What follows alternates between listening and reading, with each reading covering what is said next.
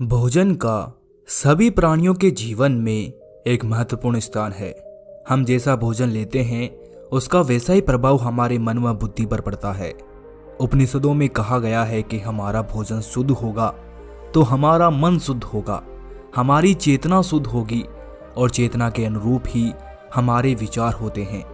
हमारी बुद्धि होती है, यानी मनुष्य का मन और आचरण उसके भोजन के अनुसार ही चलते हैं। जीवन में सफलता, यश, कीर्ति, वैभव, महानता और उच्चता पाने के लिए यह अति आवश्यक है कि मनुष्य का भोजन शुद्ध, सात्विक, संतुलन और चित्त पर अनुकूल प्रभाव डालने वाला होना चाहिए। लेकिन हम सब लोगों की सबसे बड़ी समस्या ये है कि आज के इस आधुनिक और व्यस्त समय में हम अक्सर भोजन लेने से पहले उसके गुण व दोष के बारे में विचार नहीं करते हैं और इसी कारण से हम किसी न किसी रोग से ग्रसित हो ही जाते हैं। और ये रोग हमारा शारीरिक भी हो सकता है और हमारे मन का भी हो सकता है। हम सोचते हैं कि हमारा मन एकाग्र क्यों नहीं है, हमारा मन शांत क्यों नहीं है, लेकिन हम अपने जीवन शैली की कभी बात नहीं करते कि हम कैसी जीवन शैली जी रहे हैं। क्या जो जीवन शैली हम जी रहे हैं वो अच्छी है या फिर नहीं है? तो आइए आज मैं आपको भोजन और नींद के संदर्भ में एक महत्वपूर्ण जानकारी देने वाला हूं जो आपके लिए बहुत ही फायदेमंद है। दोस्तों, जब भी हम सोकर उठते हैं तो हमारा नया जन्म होता है, क्योंकि सोते समय हमारी सांसें बहुत ही धीमी चलती है। किसी को पता नहीं चलता कि ये जीवित है या फिर मृत है। जैसे मृत्यु के समय हमारी सांसें एकदम थम सी जाती है, उसी प्रकार नींद में अगर हमारी सांसें इतनी धीमी रफ्तार से चले कि किसी को पता ही ना चले कि हम सांस ले रहे हैं या फिर नहीं ले रहे, तो आप समझ जाइए कि आप योग निद्रा में हैं। योग निद्रा का मतलब है कि आप नींद में भी ध्यान की अवस्था में हैं। और अगर ऐसा हो तो आपको कभी भी ब्रह्म मुहूर्त में जागने का प्रयास नहीं करना पड़ेगा। आपका शरीर अपने आप ही ब्रह्म मुहूर्त में बिस्तर को छोड़ देगा, क्योंकि साधारण नींद को पूरा होने में 8 घंटे का वक्त लगता है, लेकिन योग निद्रा में नींद 4 से 5 घंटे में पूरी हो जाती है।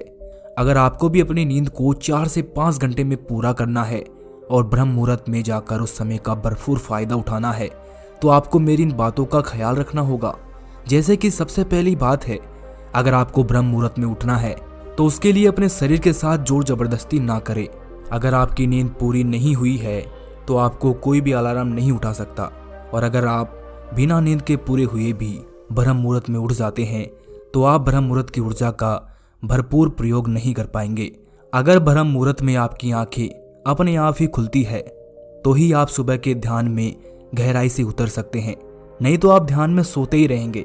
और यदि हम अपने साथ जबरदस्ती करके ब्रह्म मुहूर्त में उठ भी जाते हैं तो हमारा पूरा दिन तनाव में बीतता है, हम पूरे दिन थके थके से रहते हैं। ब्रह्म मुहूर्त में जागने की तैयारी पिछली रात से ही की जाती है, तो आखिर वो तैयारी कैसे की जाती है, आइए इसके बारे में जानते हैं। इसके लिए सबसे पहली बात, अगर आपको ब्रह्म मुहूर्त में सुबह जल्दी उठना है तो आपको रात्रि में 9 बजे के बाद सोने की तैयारी कर लेनी है। आपको ये समय निश्चित कर लेना है कि आपको किसी भी हाल में 9 बजे अपने बिस्तर तक पहुंच जाना है और शांत होकर सो जाना है। अपने बिस्तर पर किसी भी तरह का विचार, किसी भी तरह का काम नहीं करे। आपके दफ्तर का काम आपके दफ्तर में ही रह जाए, आपका व्यापार बाहर ही रह जाए। उस समय आपके मन में कोई भी बाहर का विचार नहीं आना चाहिए, कोई भी ऐसा विचार नहीं आना चाहिए जो आपको बाहर की तरफ खींचता हो, फिर चाहे वो काम कितना ही जरूरी क्यों ना हो, क्योंकि एक गहरी नींद के मुकाबले कोई भी काम ज्यादा जरूरी नहीं होता है। हम धन तो कमा लेते हैं, लेकिन उस धन से हम एक रात की चैन की नींद नहीं खरीद सकते। इसीलिए 9 बजे सोने के लिए 7 बजे ही तैयारी शुरू हो जाती है। अब आप ये सोच रहे होंगे कि 9 बजे सोना है तो 7 बजे ही तैयारी क्यों शुरू कर ले? तो आप मेरी बात ध्यान से सुनो। क्या आपको बिस्तर पर लेटते ही नींद आ जाती है? नहीं ना। अगर आप 9 बजे बिस्तर पर लेटे और सोचे कि मैं गहरी नींद में चला जाऊं, तो ये आपका वहम है। गहरी नींद यानी योग निद्रा में जाने के लिए आपको सोने से पहले कुछ समय तैयारी करनी होगी, और उन तैयारी को करने में कम से कम 2 घंटे का वक्त लगता है। इसीलिए 9 बजे सोने के लिए 7 बजे ही तैयारी शुरू हो जाती है। इस 2 घंटे में हमें सबसे पहले अपने रात्रि के भोजन को समाप्त करना है। क्या आपने कभी ये सोचा है कि हमें खाना खाते ही कुछ देर में नींद क्यों आने लगती है? क्योंकि खाना पचाने के लिए हमारे शरीर को आराम चाहिए होता है, और नींद का महत्वपूर्ण उद्देश्य होता है खाने को पचाना। पूरी रात हमारा पाचन तंत्र उस खाने को पचाने में लगा रहता है जो हम सोने से पहले खाते हैं। आप रात्रि का भोजन जितना जल्दी करोगे उतना जल्दी वो पच जाएगा और आपकी नींद पूरी हो जाएगी। हमारे पूर्वज सूर्य छिपने से पहले ही भोजन कर लिया करते थे और आयुर्वेद में भी रात्रि के भोजन के लिए जो समय निश्चित किया गया है वो समय सूरज के छिपने से पहले का है, क्योंकि जब हम सोते हैं उस समय तक हमारा आधा से ज़्यादा भोजन पच जाता है और सोने के बाद हमारे शरीर को भोजन पचाने में ज़्यादा समय नहीं लगता है। रात्रि का भोजन जितना हल्का होगा हमारा पाचन तंत्र अपना काम उतना ही जल्दी पूरा करेगा। इसलिए रात्रि के भोजन में हमेशा हल्का खाना खाए। जिस खाने को पकने में जितना ज़्यादा समय लगता है वो खाना उतना ही भारी होता है, और जिस खाने को पकने में जितना कम समय लगता है वो खाना उतना ही हल्का होता है। जैसे रोटी को पकने में ज़्यादा मेहनत और ज़्यादा समय लगता है, वहीं चावल को पकाने में कम मेहनत और कम समय लगता है, वैसे ही रोटी को पचाने में हमारे शरीर की ज़्यादा ऊर्जा नष्ट होती है। वहीं चावल को पचाने में हमारे शरीर की बहुत कम ऊर्जा नष्ट होती है। फल, उबली हुई सब्जियाँ, चावल ये सब हल्के खाने में आते हैं।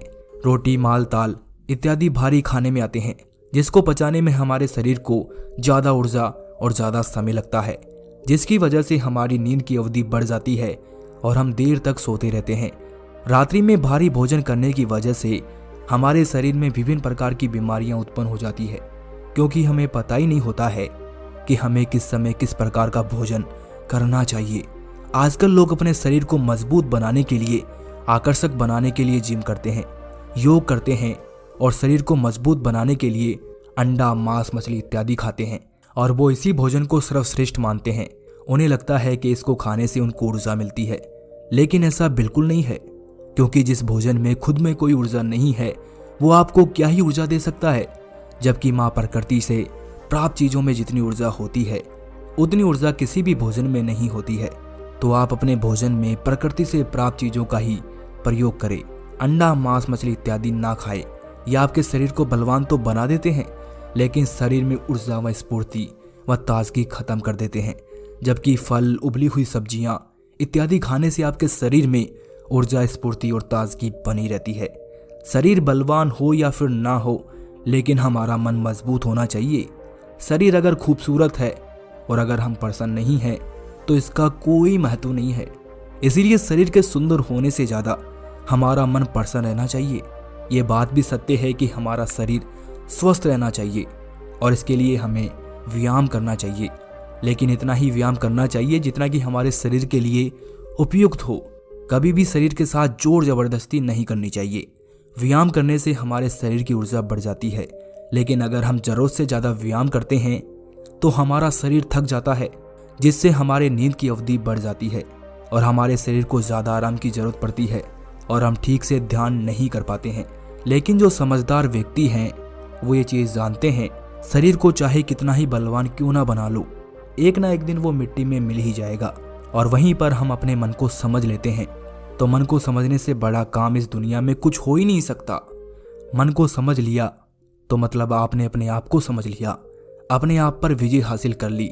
अधिकतर लोग शरीर को आकर्षक इसलिए बनाना चाहते हैं ताकि वो दूसरों को प्रभावित कर सके।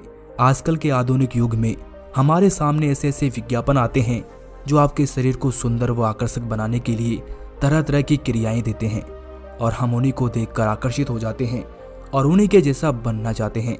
लेकिन अगर हमारा समाज हमारे ऋषि मुनियों की तरह अपने मन को आकर्षक बनाने पर ध्यान देता है तो शायद हम जिम की जगह ध्यान को महत्व देते। और ध्यान के महत्व के बारे में आप जानते ही हैं, ध्यान के माध्यम से बड़े बड़े ऋषि मुनियों ने वो उपलब्धियां हासिल की है जो आप कुछ भी करके प्राप्त नहीं कर सकते। चलो वापस से हम अपनी बात पर आते हैं। दफ्तर के काम, सभी प्रकार के काम खत्म करने के बाद, भोजन समाप्त करने के बाद अब हमें अपने मन को शांत व विचार मुक्त बनाने की तरफ ध्यान देना चाहिए। इसके लिए हमें सोने से पहले गुनगुने पानी से स्नान करना चाहिए। गुनगुने पानी से स्नान करने से हमें बहुत ही लाभ होता है, क्योंकि गुनगुने पानी से स्नान करने से हमारे शरीर की सारी थकान दूर हो जाती है, क्योंकि शरीर हल्का हो जाता है। चिंताएं, गुस्सा सब कुछ पानी के साथ बह जाता है और हमारा मन एकदम खाली और निर्मल हो जाता है। नहाने के बाद आप अपने आप को खाली रखिए। किसी भी प्रकार का कोई भी क्रियाकलाप मत कीजिए, किसी के साथ बातचीत मत कीजिए, टीवी मत देखिए, मोबाइल मत चलाइए। सिर्फ अपने साथ रहिए जो बाहर की चीजें हैं, जो बाहर की वस्तुएं हैं, उन्हें बाहर ही छोड़ दीजिए। वो अगले दिन आपको वहीं मिल जाएगी। इसके बाद आप अपने शयन कक्ष में जाइए और अच्छी सी सुगंध का प्रबंध कीजिए। जो भी सुगंध आपको पसंद है, जैसे कि अगरबत्ती हो, धूप बत्ती हो या फिर कोई इत्र हो। इसके बाद आप कोई किताब पढ़ सकते हैं जिससे आपके मन में और किसी भी तरह का विचार न आए।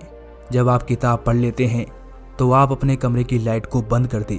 इसके बाद कोई शांत सा संगीत लगाकर अपने बिस्तर पर लेट जाए। कमरे में अंधेरा करने से आपको गहरी नींद आती है।